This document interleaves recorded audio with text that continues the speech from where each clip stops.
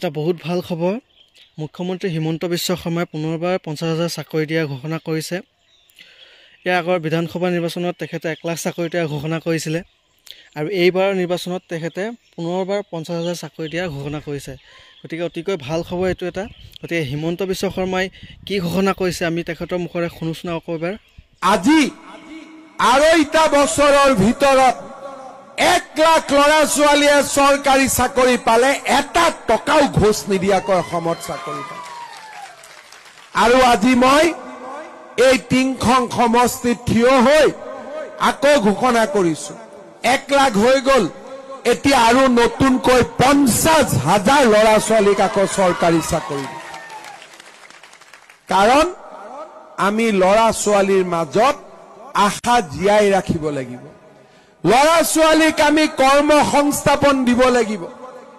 আজি 30,000 কোটি টকাৰ ছেমি কণ্ডাক্টৰ ইণ্ডাষ্ট্ৰী, আজি অসম চৰকাৰৰ উদ্যোগ মন্ত্ৰী বিমল বৰা ডাঙৰীয়া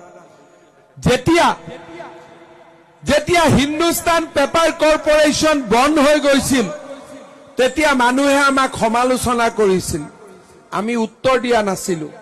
কাৰণ উত্তৰ দিলে লাভ নাই, আমি কাম কৰিব লাগিব। আজি হিন্দুস্তান পেপাৰ কৰ্পোৰেশ্যনৰ কৰ্মচাৰীকো আমি টকা পইচা দিলো আৰু তাতেই আমি 30,000 কোটি টকাৰ ছেমি কণ্ডাক্টৰ ইণ্ডাষ্ট্ৰী আৰম্ভ কৰিলো। এতিয়া কলেজৰ ল'ৰাক আমি ট্ৰেইনিং দিম, 40,000 চাকৰি ওলাব, কেনেকে ছেমি কণ্ডাক্টৰ ইণ্ডাষ্ট্ৰীত কাম কৰিব লাগে।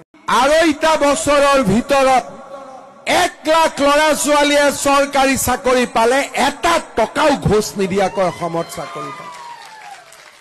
আৰু আজি মই এই তিনিখন সমষ্টিত থিয় হৈ আকৌ ঘোষণা কৰিছো 1 লাখ হৈ গ'ল, এতিয়া আৰু নতুনকৈ 50,000 ল'ৰা ছোৱালীক আকৌ চৰকাৰী চাকৰি দিম। কাৰণ আমি ল'ৰা ছোৱালীৰ মাজত আশা জীয়াই ৰাখিব লাগিব। ল'ৰা ছোৱালীক আমি কৰ্ম সংস্থাপন দিব লাগিব। আজি 30,000 কোটি টকাৰ ছেমি কণ্ডাক্টৰ ইণ্ডাষ্ট্ৰী, আজি অসম চৰকাৰৰ উদ্যোগ মন্ত্ৰী বিমল বৰা ডাঙৰীয়া যেতিয়া হিন্দুস্তান পেপাৰ কৰ্পোৰেশ্যন বন্ধ হৈ গৈছিল, তেতিয়া মানুহে আমাক সমালোচনা কৰিছিল, আমি উত্তৰ দিয়া নাছিলো। কাৰণ উত্তৰ দিলে লাভ নাই, আমি কাম কৰিব লাগিব। আজি হিন্দুস্তান পেপাৰ কৰ্পোৰেশ্যনৰ কৰ্মচাৰীকো আমি টকা পইচা দিলো আৰু তাতেই আমি 30,000 কোটি টকাৰ ছেমি কণ্ডাক্টৰ ইণ্ডাষ্ট্ৰী আৰম্ভ কৰিলো। এতিয়া কলেজৰ ল'ৰাক আমি ট্ৰেইনিং দিম, 40,000 চাকৰি ওলাব, কেনেকে ছেমি কণ্ডাক্টৰ ইণ্ডাষ্ট্ৰীত কাম কৰিব লাগে।